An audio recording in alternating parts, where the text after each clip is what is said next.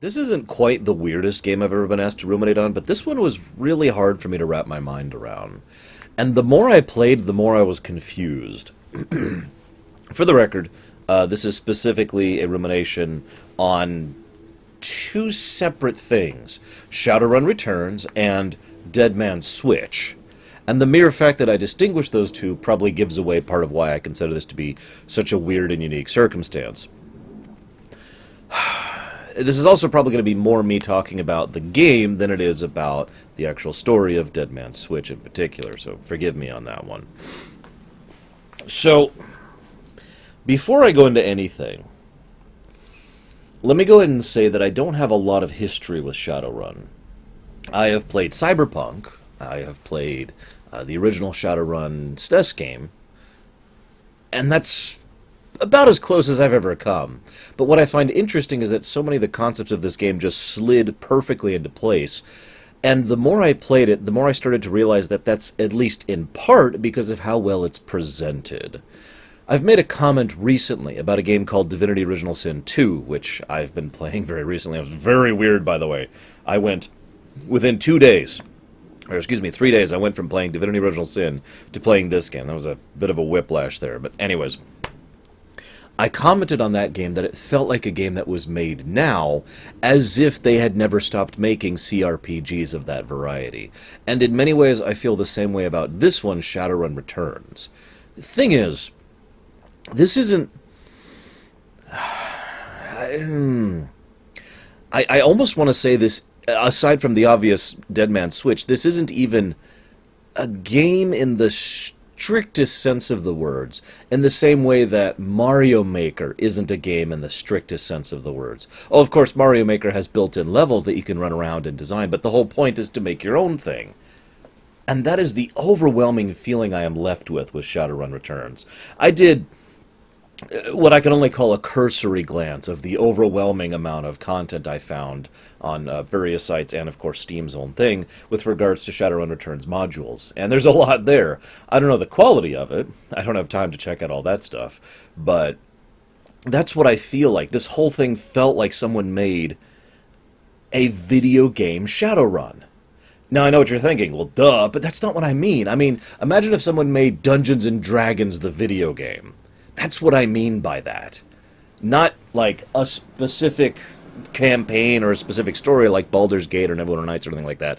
I mean, they made the ability to play Dungeons & Dragons in video game format. And that's a lot of what this strikes me as. I don't know how else to put it. I feel like I'm failing at properly explaining this, so I'm just going to move on. Let me also say, I do love the concept of Shadowrun, even though this game in particular probably crossed the line for me, I'd say about twice overall. Not in major ways, not in ways that make me hate the game or anything like that, but I do love the concepts of the setting. Because what I'm seeing is cyberpunk, your classic cyberpunk concept or setting, pretty seamlessly mixed with magic. And that's what makes it really interesting to me. The fact that it so smoothly blends the fantastical, magical elements with, wireless cyberspace and guns and, the usual cyberpunk, megacorporation, etc. aesthetic. And even if you don't know a lot about the story of, or the backstory, the history of Shadowrun, playing through Dead Man's Switch does do a lot of behind-the-scenes exposition, not behind-the-scenes, wrong term. Let's call it in-the-background exposition. Because as you're going through, very rarely does someone just sit down and say, as you know, there was this thing 10 years ago, and the Ascension and the Sixth World came in. No, they don't do that. Instead, they just kind of reference it, and based on context, you can kind of figure out what they're talking about. And I like that. It's some good exposition. And it helps to introduce the, for lack of a better term, world, excuse me, of Shadowrun to a new player, to someone who's never really gotten into Shadowrun. I found out after I had made these determinations that the guy who actually worked on Shadowrun worked here with harebrained schemes in order to make this game. So that explains a lot. Now, next thing I want to talk about, gosh, I'm not even sure where to go with. See, I'd love to talk about the setting more, but I don't really have a lot to talk about setting-wise, as weird as that may sound. I mean, yeah, there's plenty of flavor lore there. You know, the world was completely undone by the upheaval, the plight of people who are mutated by the magical energy being coursing through them and through the world and being turned into what are eventually called metahumans, the arisal, or in some cases re-arisal, of the elves and the trolls and the orcs and all that. But I don't have anything to discuss there in particular. None of the elements of that really tickled me in a way that I feel that there's a discussion worth discussing. It's interesting, it's fascinating, but to me it feels like a really, really well-designed table, if that makes any sense. I don't have much to say about the table. It's what you put on the table that matters.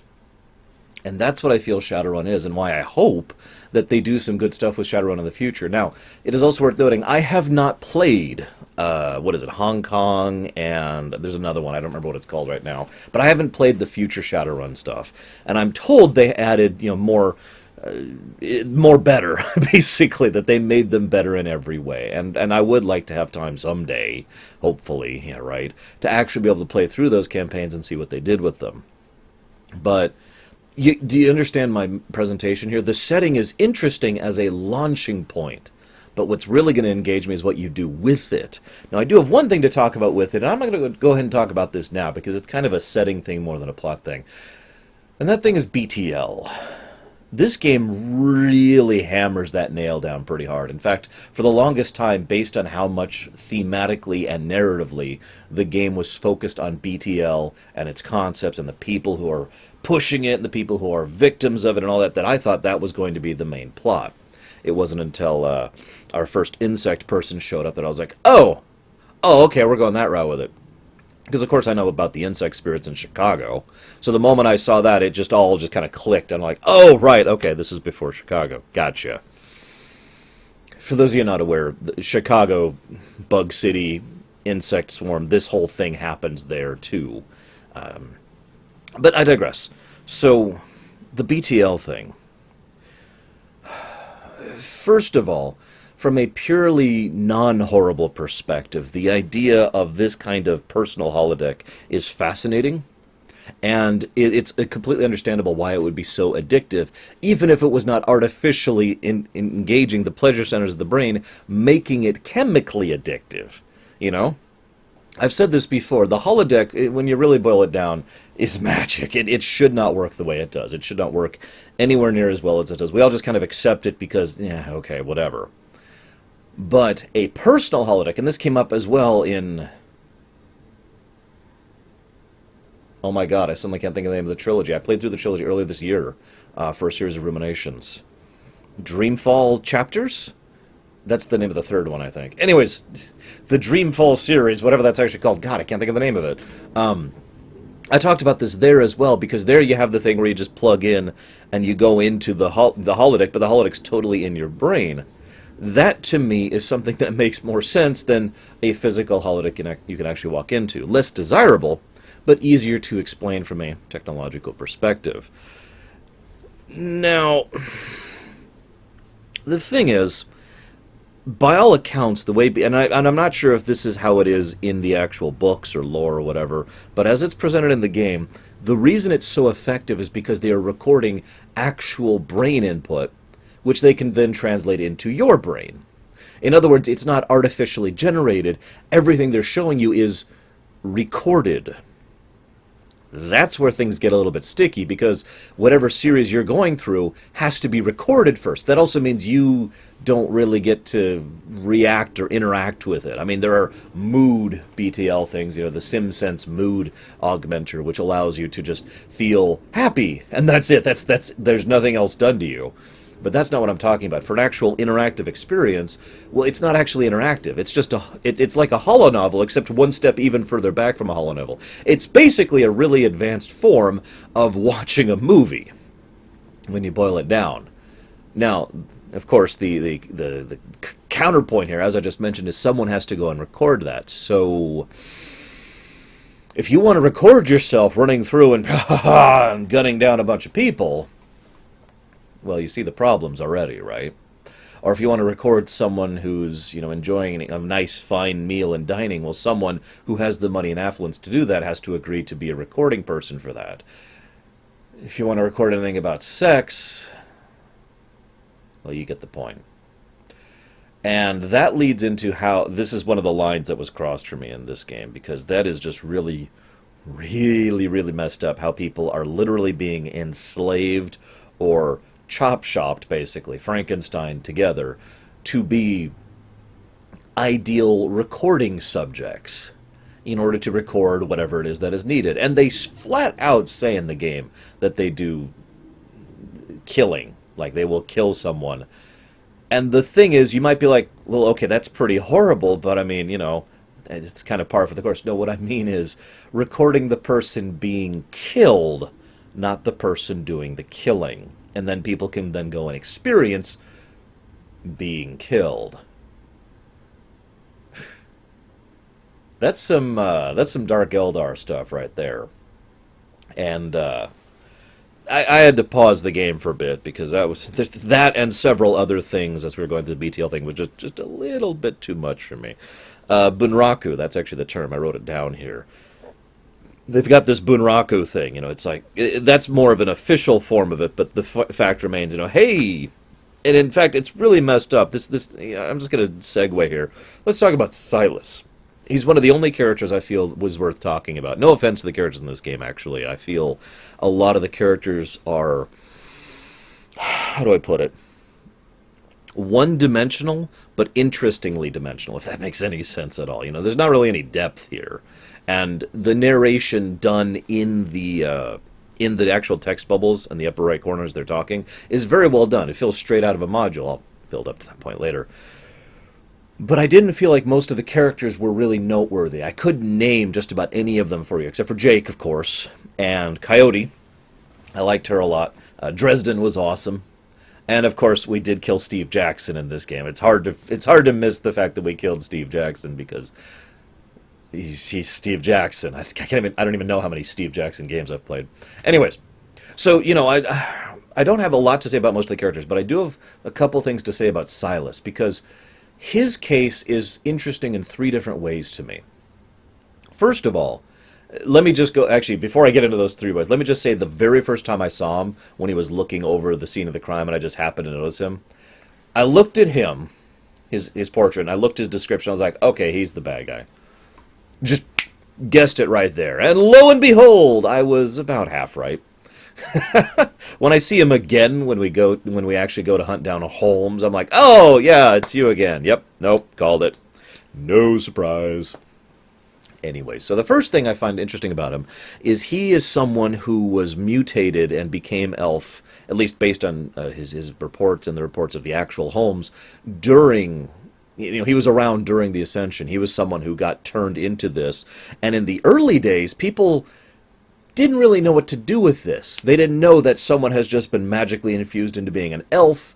Those concepts and terms hadn't really come up yet. All they see is a baby with deformities, or a child with deformities, so we need to do something about this.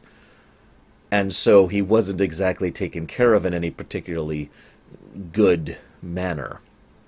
And that's the first part, because it's so understandable why so many people would be so messed up as a consequence of those early days, the upheaval.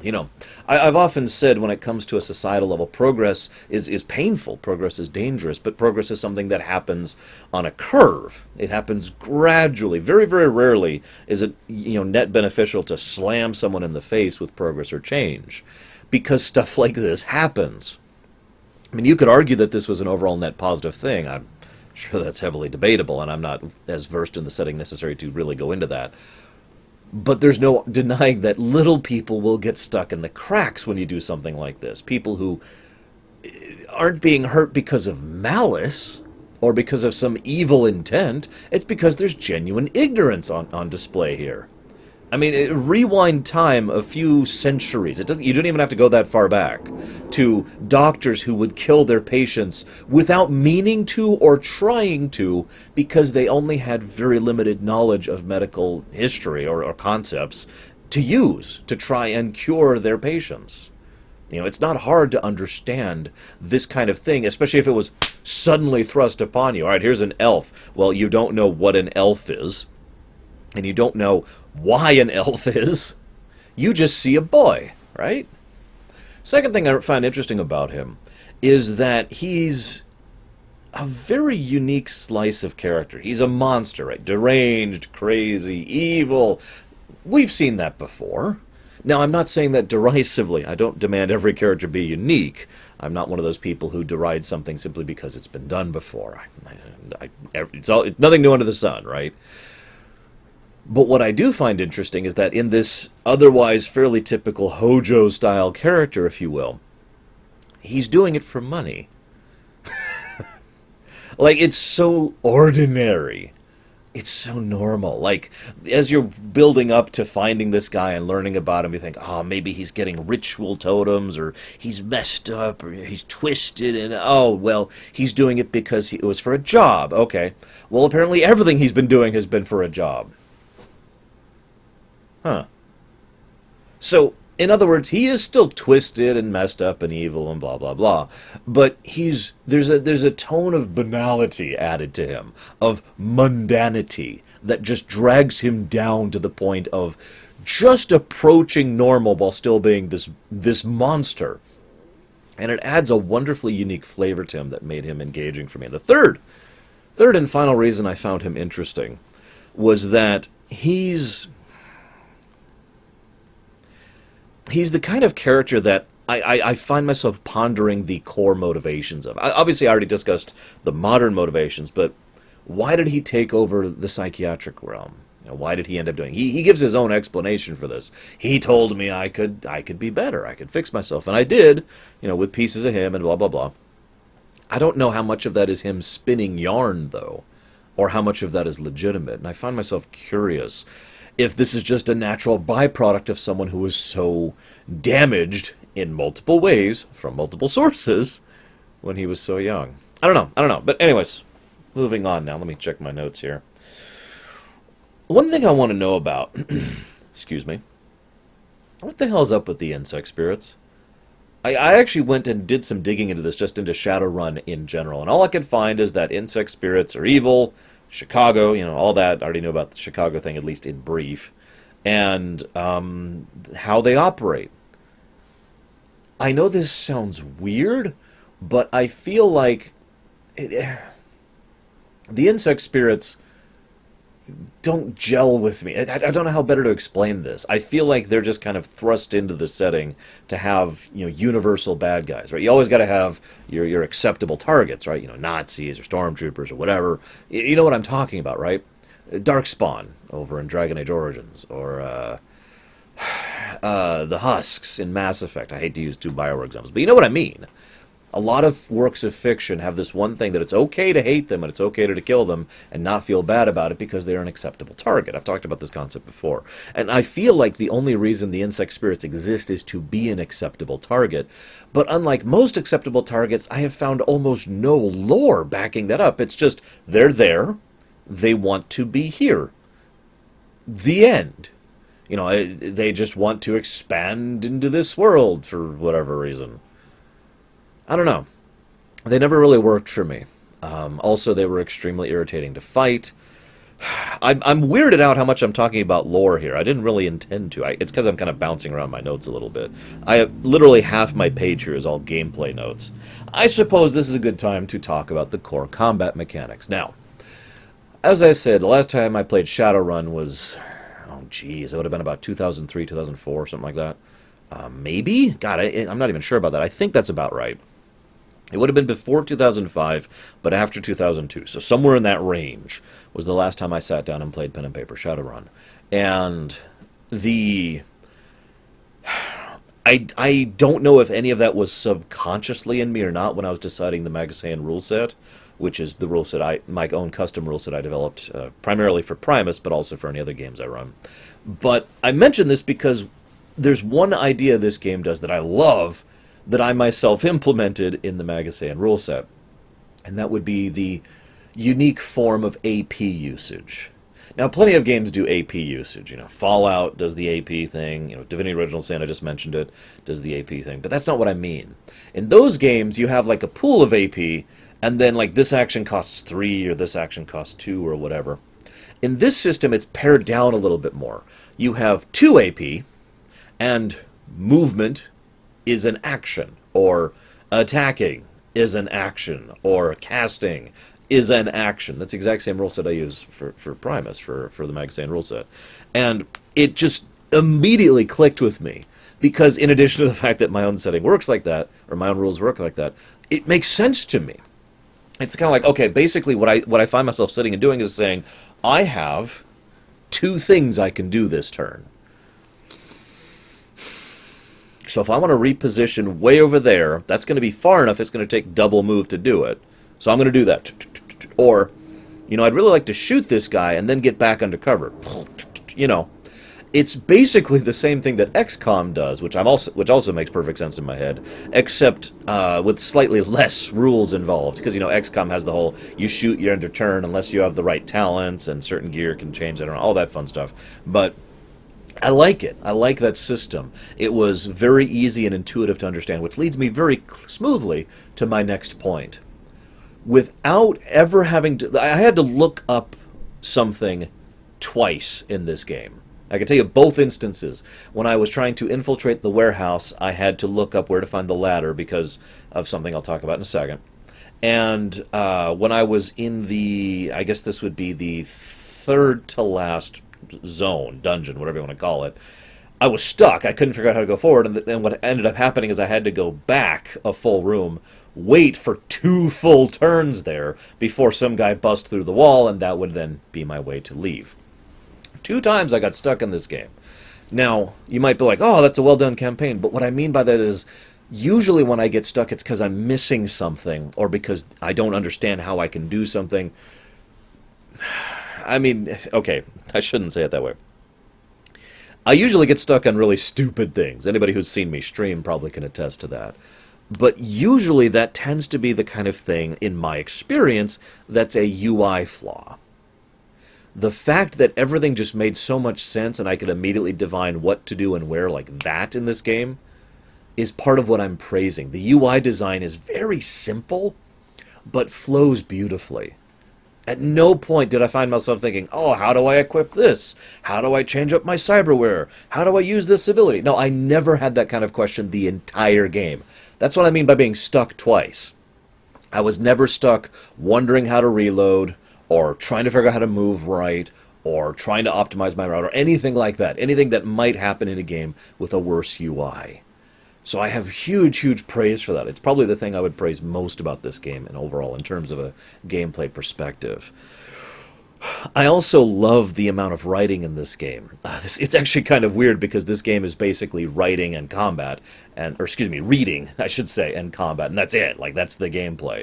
You know, no real exploration of any significant sort, no real, story arcs or branching whatevers. It's just reading, combat. Not complaining, by the way. I'll talk about why. I'm still building up to this point.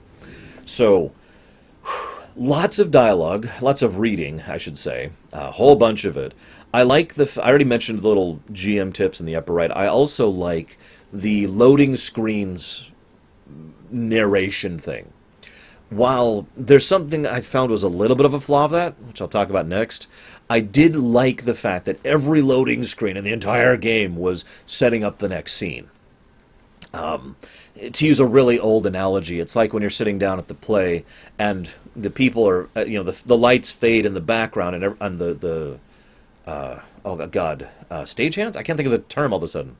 The grips, there we go. The grips are quickly changing around the set, and someone comes up there and says, blah, blah, blah, blah, blah, blah, and now we find ourselves in the eastern city of Terveria, and they set the scene.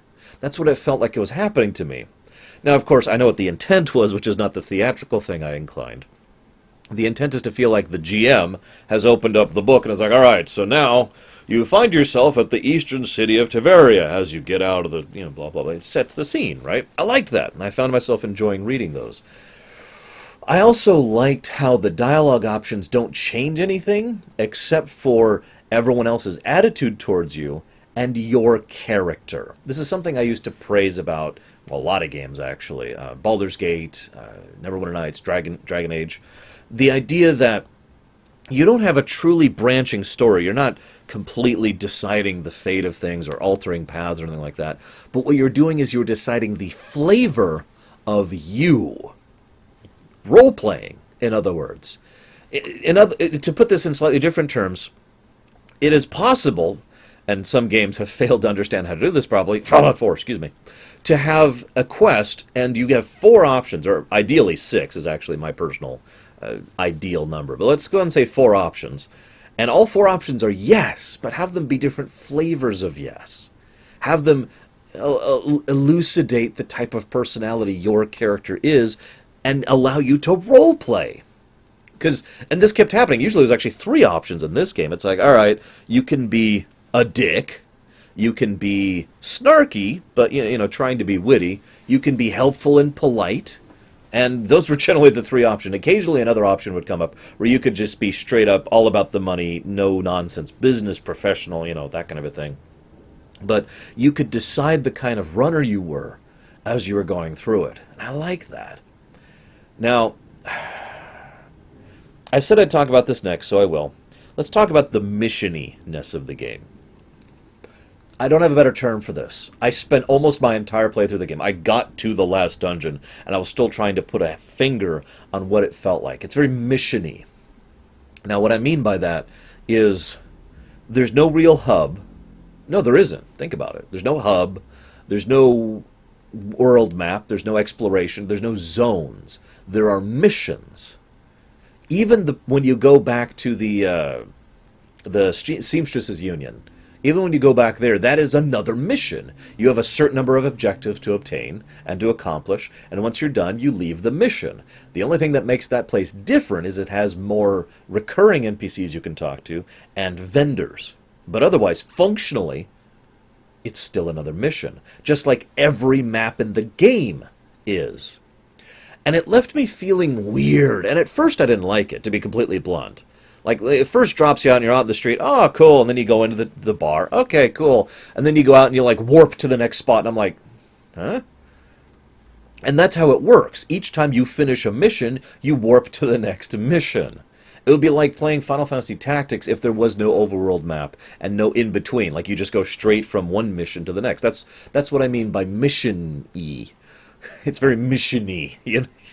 Help me out here, guys. I'm a professional ruminator, and I come up with terms like mission-y. Anyways, and at first I didn't like it because it felt like it was taking me out of it. It felt like I was playing a game. And I know that sounds stupid, but people like to bandy about the words immersion and immersive and all that crap. And I feel like too many people who do that are looking in the wrong directions or just saying it to say it because it's a nice word to say and because we must have the most immersive. When I say the word immersive, when I'm playing a game that's I'll use a recent example, Divinity Original Sin 2.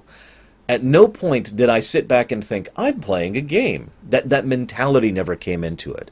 Instead, it was more like I was experiencing an adventure. And I know that sounds really stupid, but that is how it felt to me. Instead of... It's the difference between playing The Legend of Zelda and Tetris. Now, I want to state this clearly because this is not an insult. Neither of these are bad games, right? Both of these are games that are good and enjoyable. But one of them, you're playing a game. It's a puzzle thing. Da-na-na-na-na-na. And the other one, you're like, oh, God, I wonder what's around that next rock, and maybe I should go, oh, shoot. Right? You know what I'm talking about. I bet money you do. And this felt like I was playing a game. And so, like I said, early on, I'm like, I don't really like this. It took a bit for it to really kick in for me. And it made something else make so much more sense. Something I've been trying to put a finger on as well. And as soon as I realized they were both the same thing, it just, aha! This, and I said this already, I kind of led with this. This feels like Shadowrun the game, rather than Dead Man's Switch, the campaign. As soon as I realized that this was the game of Shadowrun, and this just happened to be a module in Shadowrun. That just made it all make so much more sense. And I found myself getting into it more because now my perspective has shifted a little bit over here. And now I'm looking at it like, Bob over there is GMing. He's got his book. He's like, all right, you come out of this area. Let's see. You enter the place. It smells nicely, a little bit too nicely, the warm buzz. And he's reading the description. And then, obviously, because it's a module, it's nice and linear, but it's still fun. Because at that point, it becomes more about the interactions with the characters, the development of the plot, and the gameplay itself. And as soon as I pared away any other expectations or beliefs of what I was getting into, and focused on those three things, I started having fun with it. Make no mistake, I very much enjoyed this game, with one exception. And I suppose I'll talk about that now. The insect spirits are bullcrap. I remember distinctly, I was actually complaining about this on my Discord while I was fighting 4 insect spirits at once. And they were the physical forms. And obviously I had Harlequin and myself, right? We have our insect-killing guns that can kill their spirit forms. We have to kill them and run rounds, or else they go back to physical form and we have to start the process over again.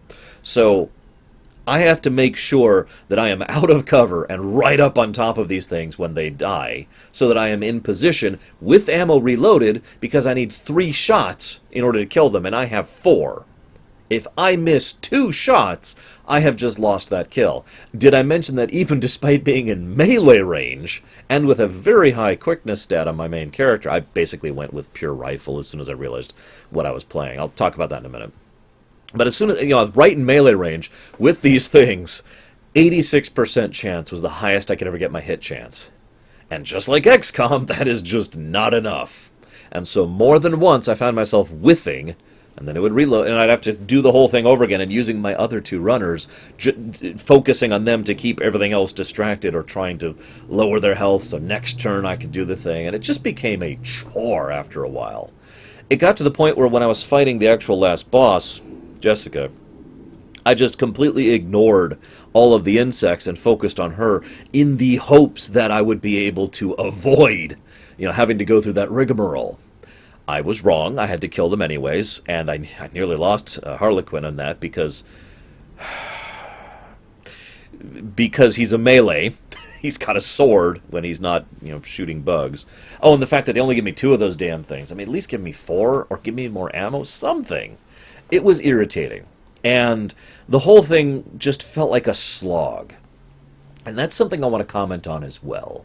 Because I had this impression early on, and it stayed through right up until I invaded the insect swarm. Games like this, my usual biggest complaint is either too much combat or not significant enough combat, depending on it goes. I've talked about this concept before. It was my biggest complaint about Wasteland 2. Tons of trash fights, but each trash fight takes time and effort to go through, so it becomes boring after a while. I like the idea of every fight being significant. That's a design philosophy I strongly agree with, and I try to do in my own games as well. D&D, obviously, but if I were to design video games, I would focus on that mentality as well. So I don't mind a fight being significant. You having to actually put all this effort into fighting a couple of rats or poison plant things or whatever, I'm with that. But then don't have like 5 of those fights in a row before I get to the next NPC, right? Anyways, this game did that very well. It'd be like, fight! Okay, and now we have some dialogue and some talking, and running to the next zone, and enter the next mission area, and do some more dialogue and more talking, and then fight!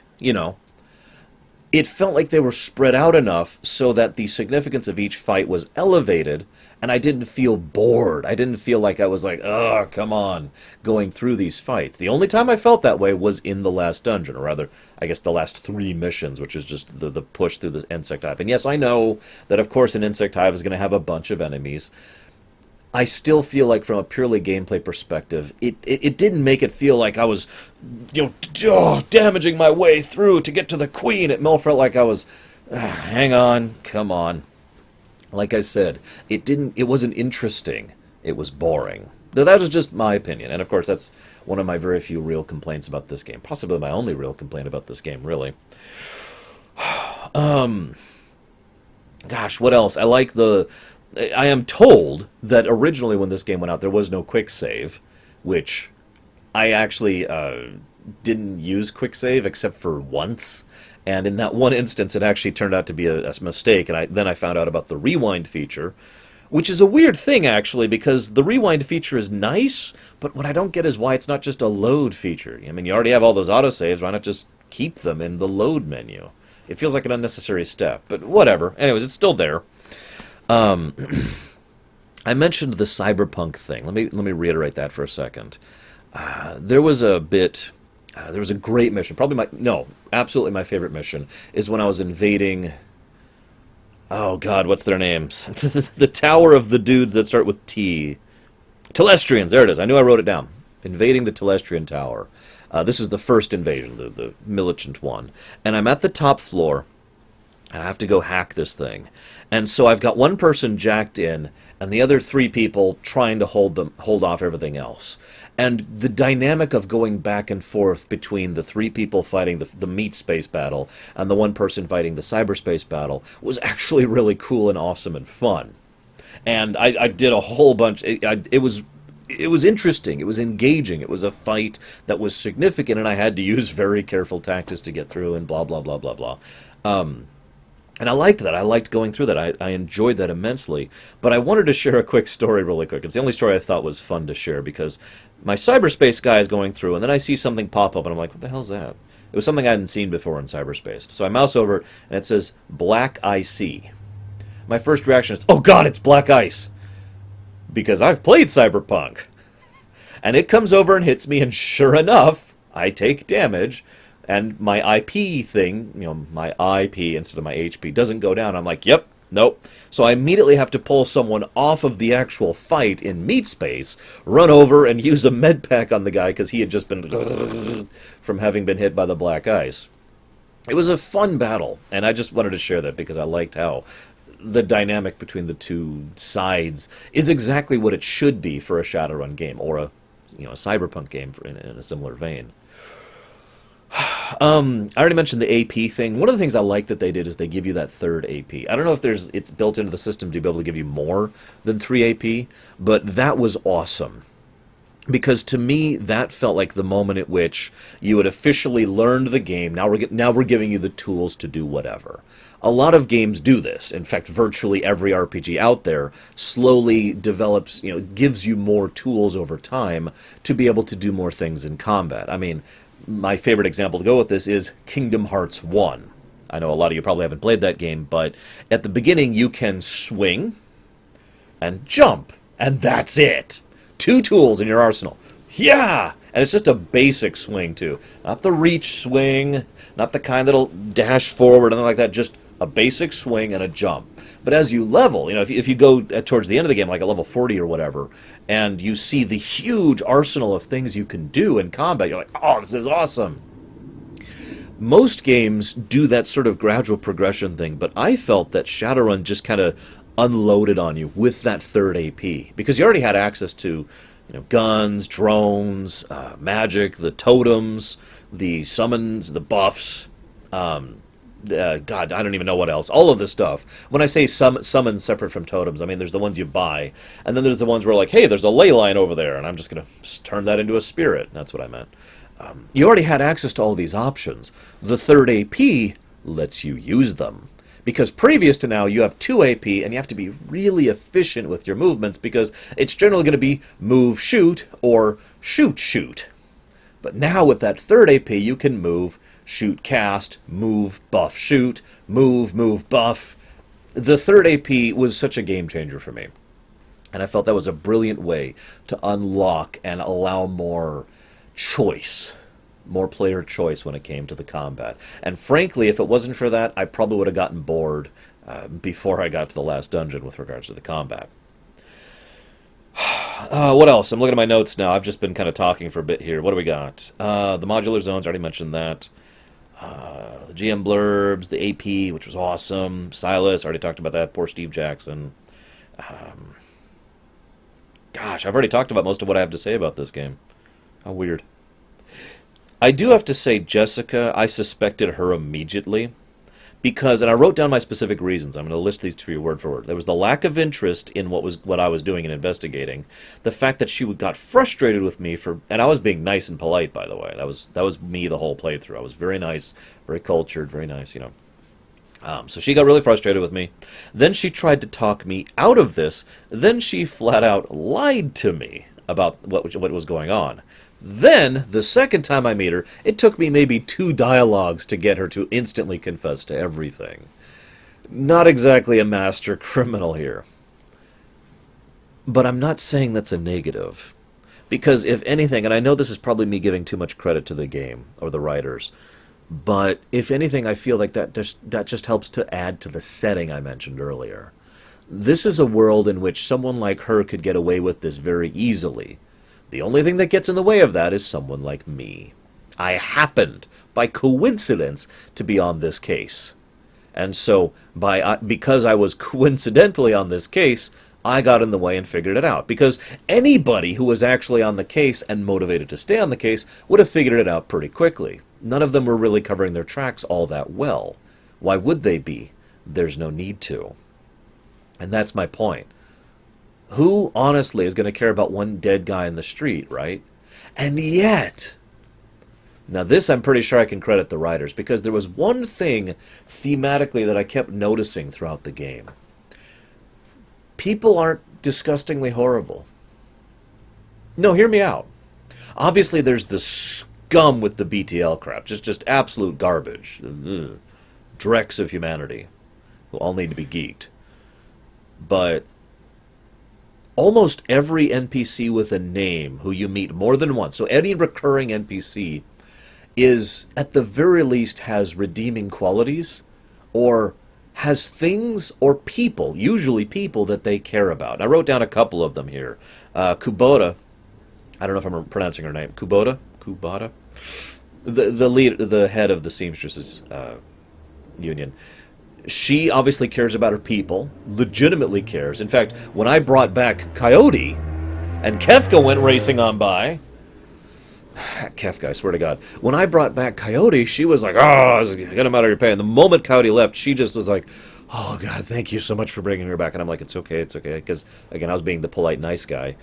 It's okay, I got your back, I understand. You know, Cherry had her ex-boyfriend. And while Cherry is kind of a consummate liar, based on the GM text, I'm pretty sure she was legit devastated when she found out that her boyfriend had been, gone. And then, of course, Samdi is another excellent example of this with Mary Louise, or whatever her name was. And those are the only ones I wrote down, but there are several examples of this throughout the course of the game, and you yourself can come across that way to Sam. Oh, and of course, Jake can come across that way to you, depending on how you deal with him and how you interact with him. I like that. I like the simple humanity of it. Usually, when a fictional work is set in a hellhole, like most cyberpunk works are, that hellhole is treated as if it's a hellhole from ground to top, right? Like, at every level. There, you've got your evil corporate executives, and then you got your evil corporate middlemen, and then you've got your evil enforcers, and then you got your evil gang leaders, and then you got your evil gang enforcers. It just goes all the way down to even the people on the street would stab you just to be able to get, another burger or whatever, right? It was interesting to me to see so many relatively decent people throughout the course of this game. People who were just mundane, going through their everyday lives, because to them this is everyday life. And I like that. And yes, I'm tying this deliberately back into the Silas thing. It added a layer of believability to a world in which, cyberpunk and magic coexist that I think was sorely needed, and is probably, I very much suspect, was done deliberately, because you need that kind of believability layer when you're adding two basically high fantasy concepts and mashing them together like that. You two completely fantastical things, well, let's ground it a little bit, right? Last thing I want to talk about here, as I'm looking at my notes here, Looks like I have a couple other things to talk about, but last thing I really want to talk about is the Shadowrunners themselves. Now, I've always liked settings that take player characters and turn them into an occupation that is a part of either an industry or an economy or just in the infrastructure of the world. Some settings do this with Guardians. I've done this myself with Guardians in some of my own works. Some settings do this with adventurers. Faerun is an excellent example of an entire world in which most of the economy sits and functions based on adventuring. A lot of science fiction settings tend to use freelancers for this kind of thing. Star Wars itself has a lot of freelancing going on in it. Star Citizen, of course, freelancer itself, you know. Here we have the Shadowrunners, and I think what I like about this is the Shadowrunners, like the freelancers and the adventurers, fit into this setting specifically. In other words, it would be easy to just say, you know, the people who run around and get things done are the PCs. But at that point, they're just adventurers, which is basically the base default level of player character. Adventurers, right? But here, the whole point of a Shadowrunner isn't just that you get things done. It's that you get things done in a certain way, off the grid, off the network, right? You don't have the ID chip. You're in the shadows. That's the whole point of being a Shadowrunner. And I just really dug that, and I really got into that mentality as I was going through it, as being the person who slips through the cracks, that you could be hired by locals, or by, you know, guards, or by the police, or by the corporations, or whatever, because there's lots of use for people who aren't going to be official, but can still get things done. I love that presentation. Glancing at my notes here, I already said the last dungeon thing. Yeah, I don't really have much else to add. I do find the story... One last note, one truly last note, and then I'm done. I wrote down just the words Neverwinter Nights there, because I was reminded a lot, as I was playing through this game, of Neverwinter Nights Vanilla, as in, you know, the base campaign. I don't mean that in any way as an insult, but if you remember, that campaign also started pretty low tier, and then escalated until we were dealing with something that was at the very least a regional level threat, which, let's be honest, that's about as high level as anything in Faerun ever gets, because Faerun's pretty high tier. So, I felt the same way in this one. You know, we start off, okay, he's been killed, alright. Well, let's find out about this. Oh, there's a serial killer. Okay, let's find the serial killer. Nope, he was hired as part of something else. Okay, there's a cult. Okay, the cult is a little more connected than I thought they were. Okay, the cult are summoning insect spirits, and so forth and so on. It's a very classic RPG example of standard escalation, and they layer it nicely. It's not like you just kind of are doing this because you have to, or out of the goodness of your heart. At every point in time when you're involved in this, you can either say, nope, I'm out. Well, I shouldn't say that, because obviously you can't, because it was a game, but the point is, if you would be inclined to be of that mentality, the dialogue option is, I'm getting a big fat paycheck for doing this. Remember, 100,000 yuan was being, or I have no idea if I'm pronouncing that right, 100,000 money was going to be gifted to you if you pulled this off, or at least that's what you think the whole time, although to be blunt, I never believed that for a second, because that's a lot of frickin' cash. I didn't get that much money my entire playthrough. So, the point being, it was well-constructed escalation. I think that's the nicest way to put that. I don't think I really have anything else to share. This is a fun game. I look forward to seeing more of it in the future. I hope you enjoyed. I'll see you next time.